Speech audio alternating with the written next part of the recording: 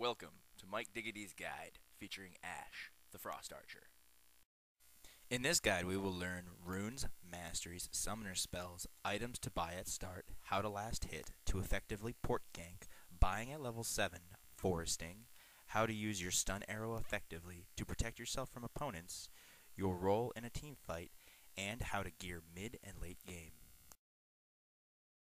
My rune page consists of greater marks of fervor for crit damage, greater seals of vitality for health, greater glyphs of clarity for cooldowns, and I take greater quintessence of fervor for more crit damage. For my masteries, I did a 21-9 build. I built down the offensive tree for crit, attack speed, armor pen, and the crit damage percent. In the utilities tree, I picked up the added experience while laning and the gold over time.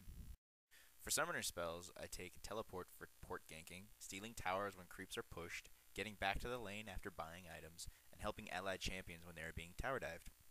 I take Flash as an escape for Ashe. When used preemptively, Flash can save your life.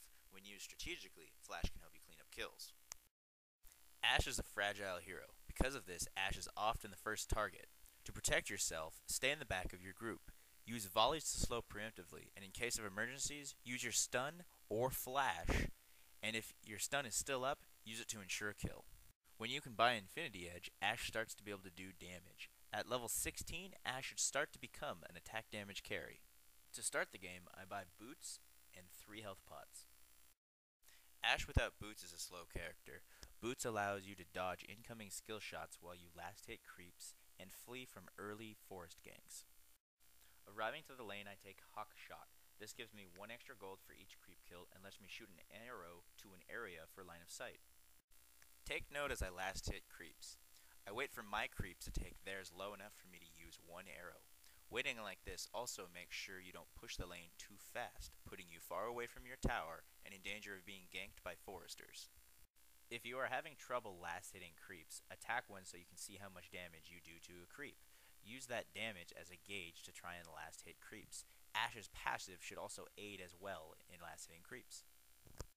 Let's use teleport offensively. People, it's time for a port gank. I am currently mid looking top and see my teammates are hurting on health.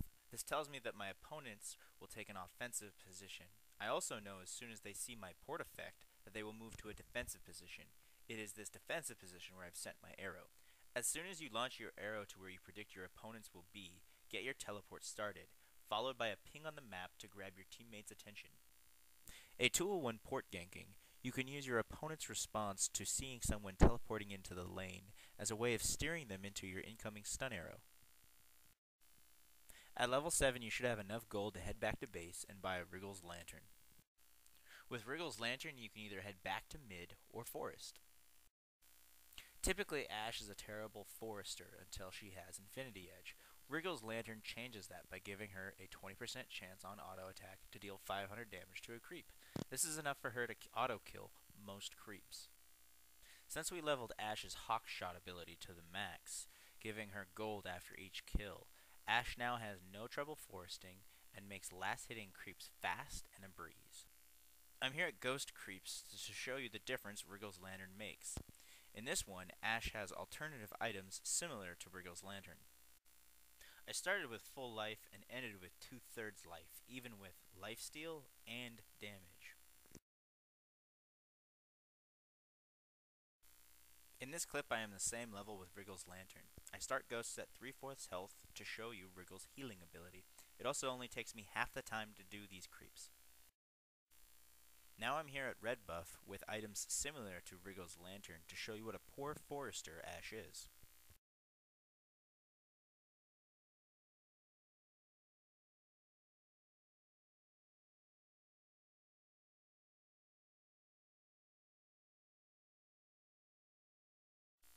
Here is Red Buff with Wriggle's Lantern.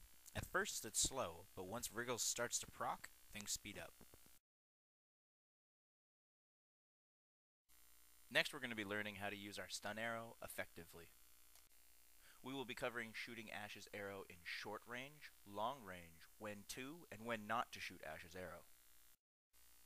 Stuns are best used for disabling opponents in a team fight, to ensure a kill, defensively to escape, or to cut opponents down as they try to escape.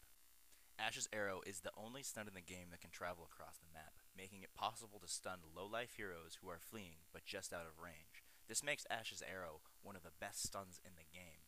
Because of this, Ashe's arrow has a long cooldown, meaning use it with purpose.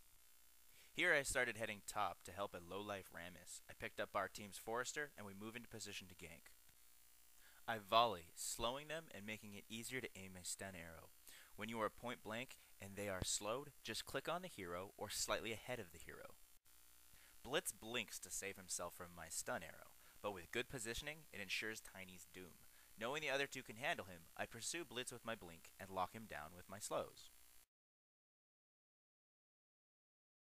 Here I'm at base about to shoot a stun arrow bot for a port gank. This long range shot is all about predicting what your opponents will do. I use my teammates' life totals compared to my opponents to predict movement. Here I see my opponents have full life, and one of my team members has half life. This means my team members will not engage my opponents, giving up ground, and my opponents will move up the field. Remember, if your teammates don't join you when you come into the lane, you're only ganking by yourself, so be careful. Defending mid in a 3v4 ranged fight, Ezreal goes for the kill. Just short, he's left open to an incoming Ashe. Because she's at low life and I still have my arrow up, this is a perfect moment to use a stun arrow. Taking a half a second to aim my arrow slightly ahead of her current pathing makes my arrow dead on, giving me an easy kill. Here I am coming to aid Sion and Blitz from Shen and Raze. At this moment I am aiming an arrow where Raze will be as he is disappearing from sight to ensure a double kill. Blitz's pull hits Raze instead. My allies change their attention from Shen to Raze, leaving Shen up to me. Luckily I still have my arrow. After that I serve a role of making sure Raze has no hope of escaping. Next, let's talk about Ashe's role in a team fight. Ashe has few weaknesses, but her weaknesses are speed, damage, and life. Early she starts with boots, so we don't notice the lack of speed. Damage is something that Ashe builds into, but early she has a lack of it. With low life, we must play cautiously, we cannot overextend ourselves, and we must force our opponents to only be in ranged fights. Ashe has 4 roles in team fights. She is your team's slows, she is a stun, she is damage, and she is a kiter. You must use these 4 roles to aid your team in team fights. Once I know my team is with me, I first complete my role as a stun by stunning Blitz, preventing his escape and allowing my team a kill.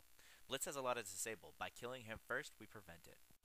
I serve my role as a slow and damage by hitting Blitz every few seconds with a slow arrow. Quickly I shoot into the grass as to not lose sight of him. Picking up the kill, I move to Nasus. On Nasus I hit him with a slow arrow, and then run around.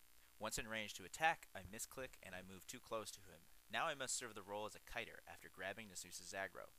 Clicking to hit Nasus one time and then clicking to move away, I can continually do this, making sure Nasus can never hit me. This is kiting. Meanwhile, my teammates beat him down. Here you will see I have just ported to base from top to buy items. Then I look bot to where my allies are defending against a 3v5 tower push. I serve the role as a stun by launching my stun arrow down the very center of the lane where it will be most likely to hit someone. Upon porting in, my stun arrow has secured Nocturne's doom. You will see I serve my role as a slow and go for Ashe as soon as possible, knowing Nocturne was done for. Keeping her slowed, you will see I hit her for one final slow arrow, making sure she has no hope of getting away right before Ezreal's ult takes the kill. Here I run to assist Rammus, Blitz, in killing Tiny. After Tiny's death, I serve the role as a stun by shooting my stun arrow at Blitz, allowing for Rammus, Blitz, and I to kill him. Serving the role as a slow, he has no hope of escaping. Knowing that Blitz is dead, I change my targets now to Vlad, making Vlad the next target after Blitz's death. I then change targets to slow Shen, and then slow Raze. I then change to finish Vlad, and then change again to Raze. After such a successful team fight in late game, we were going to push and win the game. Before we can do that, our opponents surrender. Remember, your roles are stun, slow, damage, and kiter. To finish up, let's talk about gear in Ashe. To start, we pick up boots and 3 health pots. At level 7, we pick up Wriggle's Lantern. Use a teleport to get back to mid and back into action. If you have to buy an item before this, I recommend the lifesteal for healing in lane. After Wriggles, pick up Boots of Mobility. Buying this early makes you a fast hero. This will change as soon as other heroes buy their boots.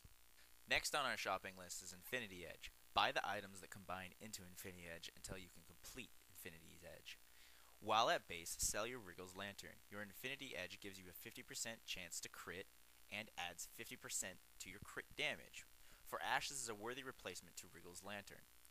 With gold that you have received from selling Wriggle's Lantern, buy a Zeal. The crit and attack speed will add to your damage. Next, complete your Zeal with Phantom Dancers. You should attack once every 1.4 seconds and have a crit chance of 51%. Now you're starting to look a lot more like an attack damage carry.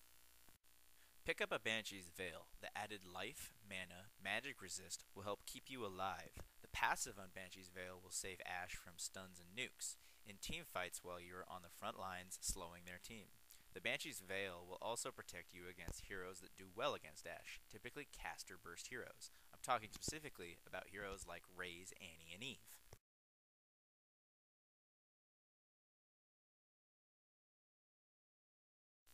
After your BV, grab a Last Whisper. The 40% armor pen and added damage means larger crits. If the game lasts long enough, buy a Bloodthirster. The added 100 damage and 25% lifesteal will make you a damage monster on the battlefield when you're hitting people for 1500 damage crits and healing for 25% of it. And remember, the most important thing you can take away from this guide is... My aim is steady. No, really. Put that apple on your head. Yeah, agreed. Agreed. Yeah, that's definitely it.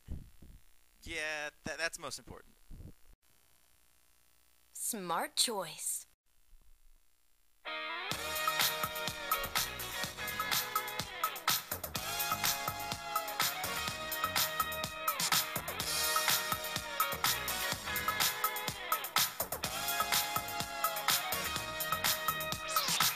Let me tell you that I saw your boyfriend walking down the street.